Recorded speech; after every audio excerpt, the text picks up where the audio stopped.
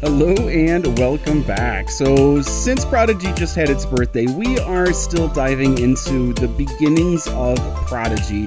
Today, we are going to be talking about the very first iteration of the game. I'm going to be showing you some of the monsters. At the end, I'm going to show you some of the advertisements that had some of the attack animations. Absolutely incredible attack animations.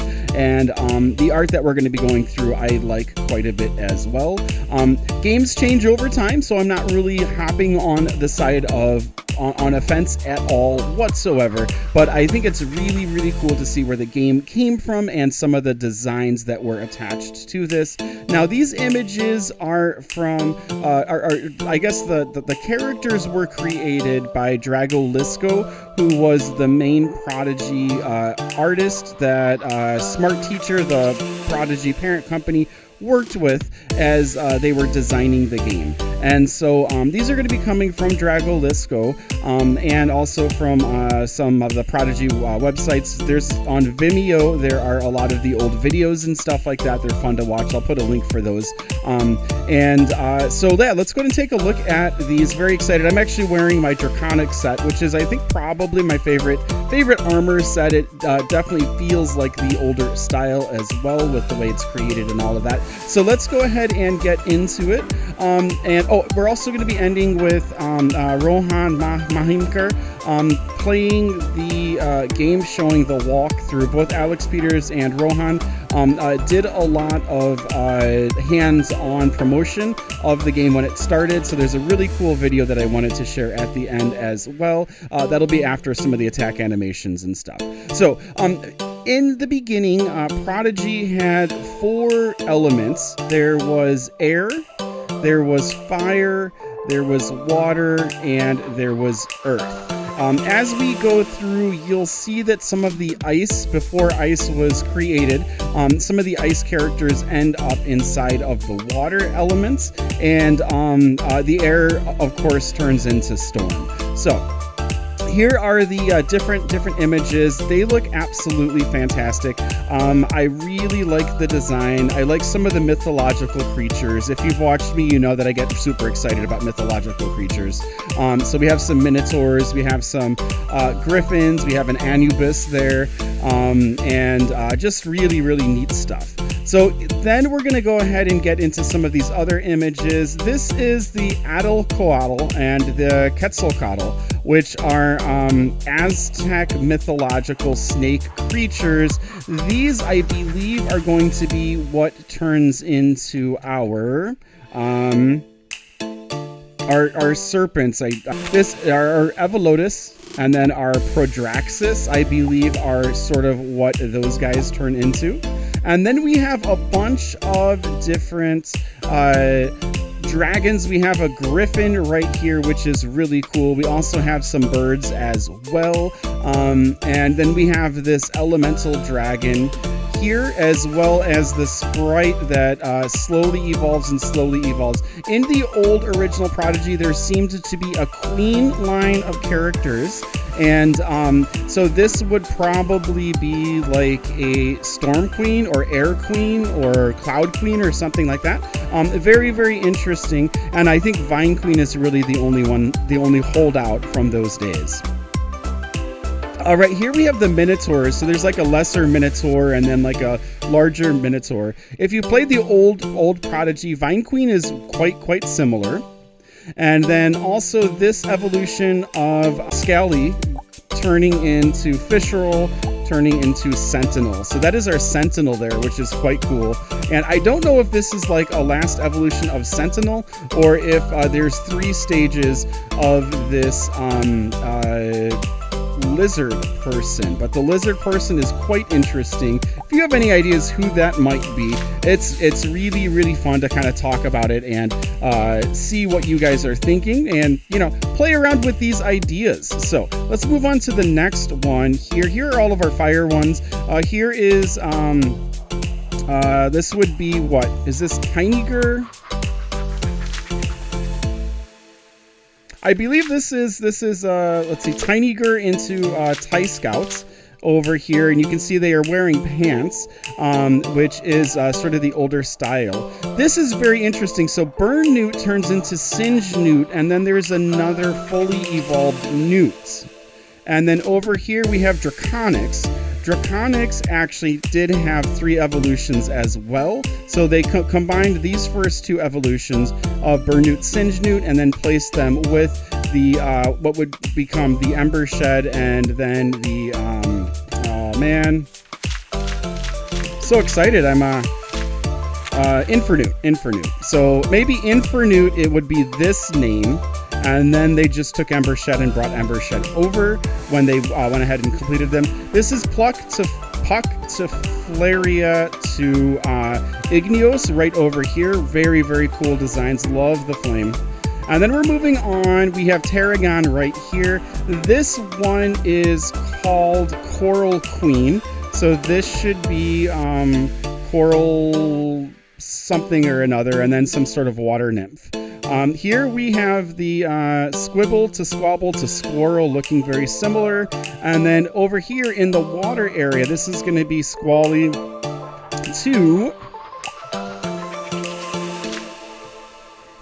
to Tempest to Flurious. They have different names. The names did change, but those are the designs that would match with it. Here is the original banner. Looks quite cool. Really like that. And then here we have some battles with some different monsters. This is Obsidian Gargoyle, which is very cool. So there was a gargoyle line, and Alex is battling Obsidian Gargoyle.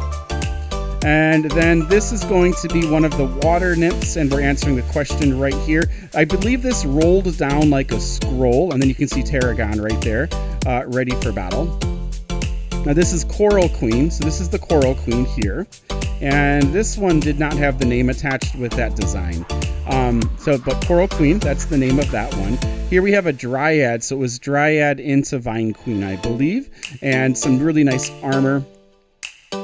So cool. And then let's see, here is the Snow Ghost battling. And then we have the Keeper of the Flame is the Anubis type creature. This is another Prodigy design here. All right, we have Volcanic Golem just unleashing this whole huge frame with a gigantic backsplash here. Fantastic dragon area. This actually looks like it's sort of almost a basis for the Dark Tower or something like that. I'm not quite sure where this would be, but really cool background. And this is the Snowgeist. So the names definitely changed. Here's an old feeder with, I can't read that name. It's a little too small for me. All right, here we have a battle. So someone is bringing in their TIE Scout. This is going to be Embern right there. And so this is the Spined Drake here. Did I pass one? Let me just double check here. And then this is an evolution. There's 4 evolutions listed in here. I don't know if there are that many in game, but really cool from the lizard person turning into this personified dragon. And really cool artwork here. So let me know what you think about all of those. They are pretty fantastic in my opinion. And we are going to now take a look at some of the older videos to get a sense of the animations that happened in the oldest of old prodigies, the ones that the Dragon's Den would have been watching, looking, and interacting with. I hope you enjoy this. Very interesting transition from the names and into the new game. I hope with the Dragon World we are going to be getting some really cool dragon pets. It would be awesome to have elemental dragons with elemental evolutions. That would be insanely cool. So yeah, thank you very much. I hope you enjoy the rest of this, be sure to keep on watching because we are going to start to look at some of the videos now. I'm not doing a reaction with those, just going to let you enjoy them. But if you would be interested in having reactions to some of the videos, please do let me know. Take care. Keep on prodiging on all. Thank you for liking. Thank you for subbing.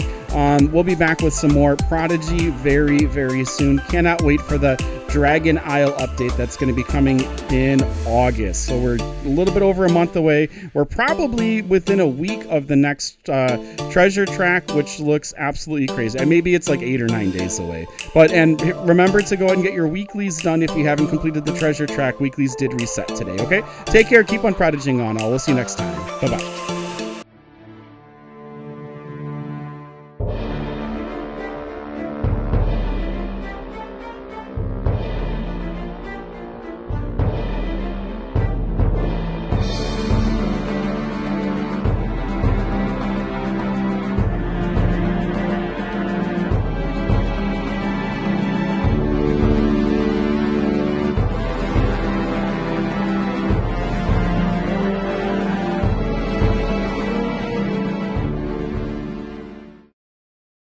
This is Rohan, co-founder of Prodigy, and in this video I'm going to show you how to play Prodigy for the first time.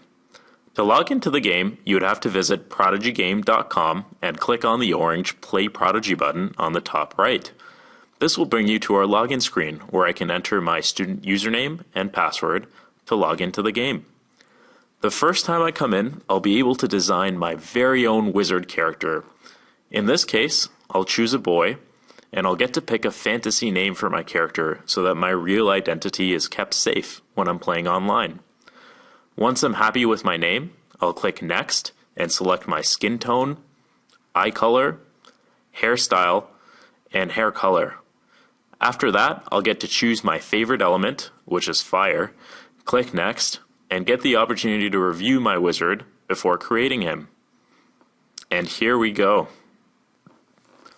Now the first time I come into the game, I'll see a friendly character named Newt, who tells me that the academy is under attack.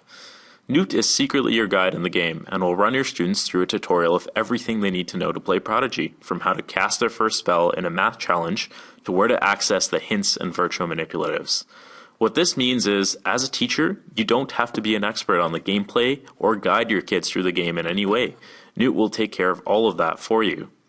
Now, as Newt is guiding me through how to play, the game is running a diagnostic test in the background to figure out where an appropriate starting point for me is within the curriculum. For example, if I'm a grade 4 student, the diagnostic test will begin by giving me some easier grade 2 questions and slowly scaling up the difficulty to test my knowledge in a variety of topics. If I start struggling with some grade 3 content, the diagnostic test will stop and the game will work to close any gaps I have within grade 3 before scaffolding me up to the grade 4 questions. Now, in the interest of time, I'm going to skip over the rest of the tutorial to show you how the math in Prodigy can be accessed. The tutorial ends in the Firefly Forest, where I'll be able to walk around and potentially interact with the other characters on my screen, who are real students playing Prodigy around the world. In any area in Prodigy, I can click on the character with the bouncing arrow over their head to get into a math challenge. If I have any pets, I can add them to my team so that they can help me out. Now in the challenge, I'll see my character on the left-hand side, and I'll be paired up with a random computer opponent on the right. I have 4 options here: to attack, to switch a member of my team in, flee the battle, or to try to catch my opponent, which only becomes available if my opponent is low on hearts. If I click attack, choose a spell type, and a spell, I'll be given a curriculum-aligned math question based on my individual learning profile. By answering the question correctly, I'll be able to use my spell, which will take away a few hearts from my opponent. My opponent will then get a turn to cast a spell on me, and I'll have to continue this and keep answering questions until I take away all of my opponent's hearts. In the background, the game is constantly gauging my ability level and adapting the questions to keep me in my zone of proximal development. For example, if I was doing 2-digit addition with regrouping and having difficulty, the game would automatically pull me back to 2-digit addition without regrouping. And if I was still having difficulty, to counting and single-digit addition questions. In this way, we're able to close gaps and scaffold students through the curriculum while keeping the gameplay the exact same, so that they don't know if they're working below, above, or at grade level. When I win a battle, I'll get stars, which will allow me to level up and become stronger, and some gold, which I can spend on cool items such as robes, hats, shoes, or wands. From any area, I can always click on the map icon to explore different zones within Prodigy. If I visit one of the stores, you'll see that I can buy items to enhance my character. Around half of the items in Prodigy have this M beside them, which means that they require a premium membership or have special member pricing. Premium memberships are a completely optional purchase for parents for either $8.95 per month or $60 per year and provide access to these special game items and features. The important part is that these memberships have no impact on the educational quality of the game, so that students can still access all of the math content and parents and teachers can still access the reporting and assessment features entirely for free. Our mission has always been to make a high-quality math game available to all students, regardless of income or demographic, and the small percentage of parents who purchase these memberships allows us to continue development and enhance Prodigy for teachers and students around the world. So with that, I hope that you log in with your own students and enjoy Prodigy.